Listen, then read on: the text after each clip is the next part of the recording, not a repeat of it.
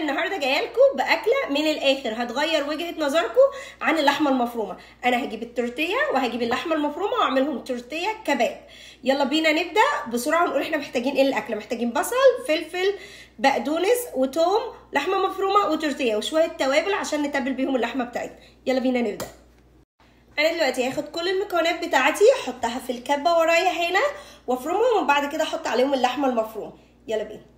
حطيت ملح وفلفل وتوابل لحمه، احط بابريكا عشان تديها لون حلو، بابريكا كتير حبه حلوين. دلوقتي اللحمه بتاعتي خلاص جهزت. جينا للخطوه الثانيه. ايه هي الخطوه الثانيه؟ الخطوه اللي هنشتغل بيها مع التورتيه. هنعمل ايه؟ انا جايبه تورتيه كبير مقاسه كبير، هاخدهم واقطعهم بالجناب، يعني مش هخليه مدور، هخليه مستطيل او مربع، هخليه كله يبقى مقاس واحد. تعالوا اوريكم هقطعه ازاي. هقطع الاول من هنا،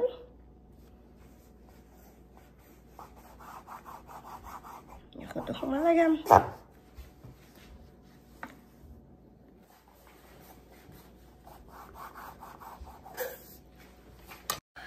ده شكل العيش بعد ما قطعناه.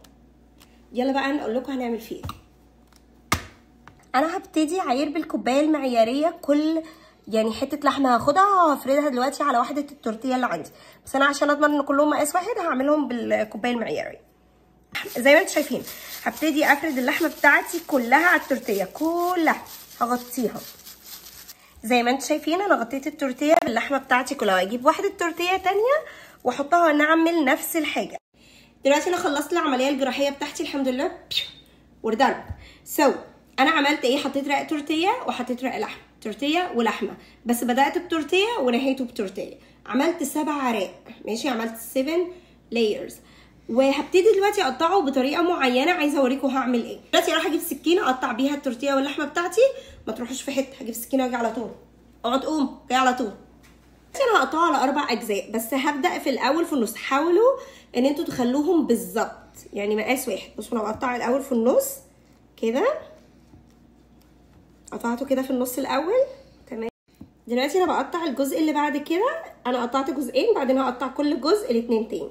بعد ما قطعت كل الاجزاء بتاعتي هاخد كل جزء انا قطعته كده واروح قلباه كده، ماشي زي ما انتم شايفين. خلصت تقطيع، عملتهم لايرز شكلهم حلو جدا.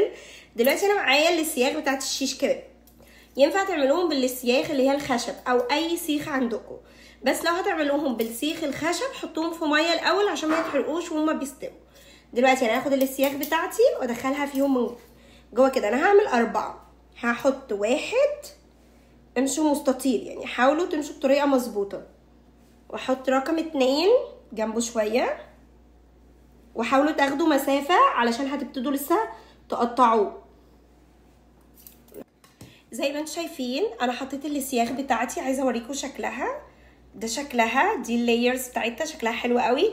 هبتدي اقطعهم تاني واسبريت، بس هعملهم على اساس ان انا احط كل سيخ او كل عمود يتشوي لوحده. فدلوقتي هوريكم انا هعمل ايه. هاخد يعني ده لوحده وابعدهم كده عن بعض. خلصت كل تقطيع، عملت كل سيخ لوحده. ده اول واحد، هما كبار قوي على فكره. ده تاني واحد، ده تالت واحد، ده رابع واحد. دي وقعت مش مشكله. فطبعا عشان انا ست مصريه وما بلتزمش باي حاجه بشوفها وبسمعها، فانا لازم احط التاتش بتاعي. ايه هو التاتش بتاعي؟ ان انا احط معلقه سمنه كده ادهنها على الوش عشان نقلبه مصري، يعني كباب بس مصري. ولا انتوا ايه رايكم؟ المرحله اللي بعد كده انا خلاص خلصت التقطيع وخلصت كل حاجه. هعمل ايه؟ هاخدهم واحطهم في التلاجة لمده 30 دقيقه، نص ساعه. سيبهم يجمدوا شويه، اللحمه تمسك نفسها، وبعد كده اخدهم اسويهم على الجريل. عايزين تسويهم في الجريل ممكن تحطيهم في الفرن في قلب الصينيه بتاعه الفرن، ممكن تشويهم على طاسه جريل على البوتاجاز، اي حاجه زي ما تحبي. التسويه دي براحتك، واعملي لي ايه انت بتحبيه واللي انت مرتاحه له. هروح زي ما قلت لكم احطهم في التلاجة لمده نص ساعه، وبعد كده اشوفكم بعد نص ساعه ونسويهم مع بعض. يلا بينا. هنا عند الجريل بسوي التورتيه كباب بتاعي. طبعا انتوا ممكن تسووه باي طريقه تحبوها، بس انا بحب الطريقه دي وتغيير برضو. هخلص تسويه وارجع معاكم تاني. بتاعي خلاص خلص وجاهز على الاكل. صدقوني ما اخدش وقت خالص. المقادير بسيطه جدا، انتوا ممكن تستخدموا اي توابل انتوا بتحبوها، مش لازم حاجات معينه. وطالع بقى ايه تحفه، الريحه بقى والمنظر شايفين حلو جدا. انا قدمته مع خضار مشكل، ممكن تقدموه مع طحينه، ممكن تقدموه مع خضار، مع اي حاجه بتحبوها، اي ديبن صوص انتوا بتحبوه، هيبقى حلو قوي قوي. ما اخدش وقت. وعملنا من كيس لحمه مفرومه او نص كيلو لحمه مفرومه، عملنا اكله حلوه جدا جدا ومختلفه واتبسطنا بيها والولاد اتبسطت. اتمنى لو تجربوها وتقولوا لي عجبتكم ولا ما عجبتكوش. انا هروح انجوي ماي بليت، ومبسوطه قوي. شكلهم حلو جدا.